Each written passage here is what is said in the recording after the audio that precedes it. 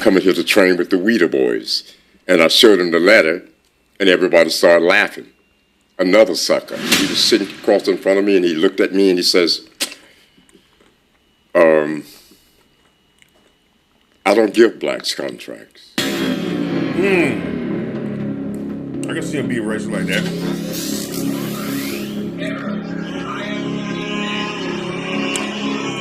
This is the Spash podcast.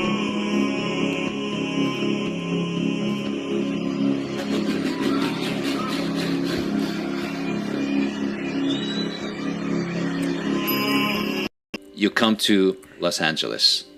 You get invited by Joe Weider to train at the Mecca, do some photo shoots, compete, correct? Exactly. How did that happen? Like, what was your first impression of Los Angeles? You land in LA. What are you thinking? You know, I grew up in the swamps of Florida, so I didn't really have any idea that someone of that notoriety and that famous and known all over the world himself, that was a magazine publisher, would even reply to the letter. So I sent him some pictures of myself, double bicep from the rear, double bicep from the front, side chest shot. And Richard Baldwin was the one that took the photographs of myself. Mm-hmm. And I put them all together, sent him this little package of me, not expecting to hear anything from him. Then I got this letter from Weider Publication. His name was on there. Joe Weider had signed it. I was ecstatic. He invited me to come out to Los Angeles, California in 1975 to train with the Weider boys. Mm-hmm. And I thought, wow. I had an incredible job working at the Tallahassee Democrat. Mm-hmm. And I was like... That was a magazine, right? You worked for? It was a magazine? No, it was a newspaper. A newspaper, It was a newspaper. And I worked for this newspaper for like almost 7-8 years. And then all of a sudden, one thing the newspaper did was publish all my wins. They would write little articles. Robbie Robinson won Mr. Southeast. You know, Robbie Robinson placed 5th in the Mr. America. And so I was getting known pretty much all over Florida. And then I got the letter from Joe Weider, invited me to come to train with the Weider boys. As I say, I was ecstatic. Mm-hmm. My whole world changed. I left immediately to Los Angeles, California, 2 paychecks. Mm-hmm. And I think $7 in my pocket and 2 paychecks. I love it. And I got to California.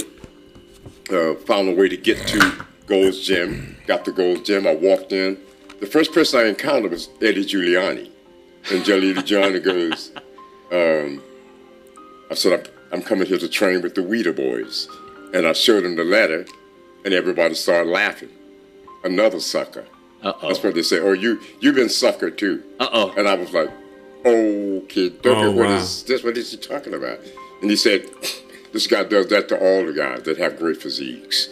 And at this point, I had a one-way ticket and my 2 paychecks and the $7. Oh. So I'm thinking, oh man, have I gotten myself into trouble? Because see, in my culture, you can't go back home and say anybody's done anything, especially if you're going to bring up, well, the white person wouldn't let me do this. They would say, hey, you should have thought about that before you left. Totally. So I couldn't go back home. So I'm standing there and I'm thinking, oh God, what am I going to do? What am I going to do? Didn't have a place to stay. Oh, damn. No apartment. And I was just kind of stayed around the gym. Ken Sprague's kind of let me sleep in the gym. And I was, from that point on, totally brain dead. Then I met a guy from Florida. His name was Mike Armstrong. He was a school teacher. Uh-huh. In that process, Mike let me stay at his place to help get me grounded so I feel a little bit more comfortable with myself. He lived right off the beach. Probably walk out of his door right to Gold's Gym.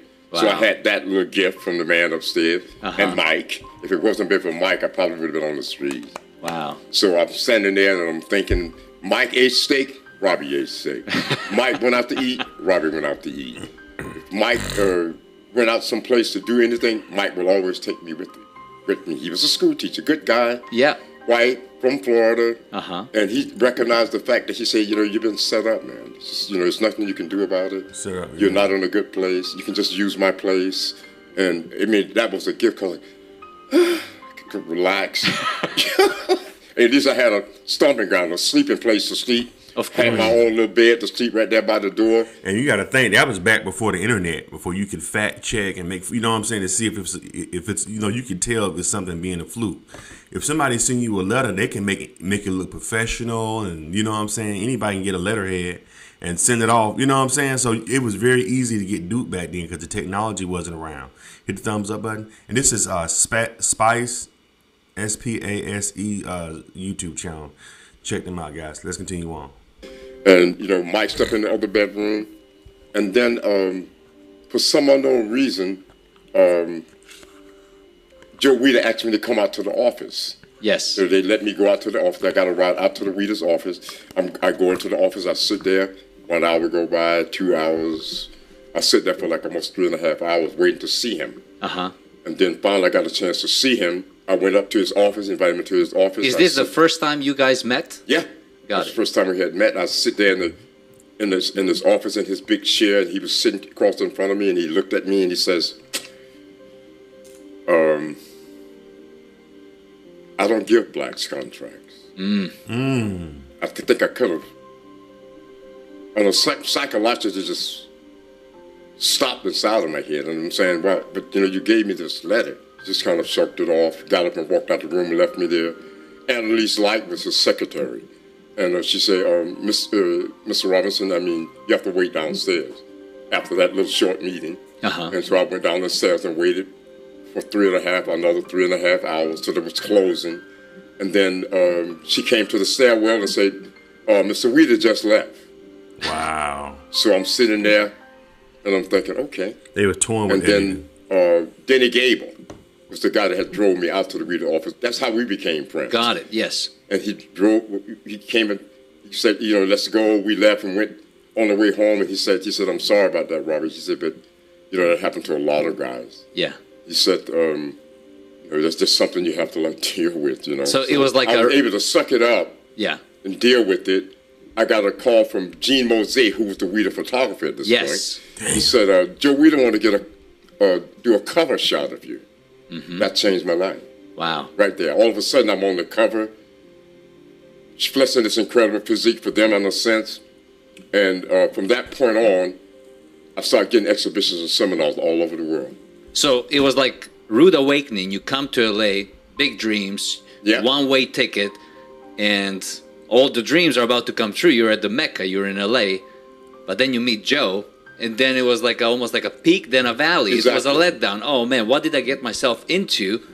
And then you get the photo shoot, and then you're on a peak again. Yeah, now exactly. The whole world knows about Robbie. All of a sudden I'm getting calls from hold on. countries, Belgium and Germany and Latin America countries, Argentina. Hold on, okay, wait a minute. Why would Joe give him a photo shoot if he just told him that he didn't give blacks contracts?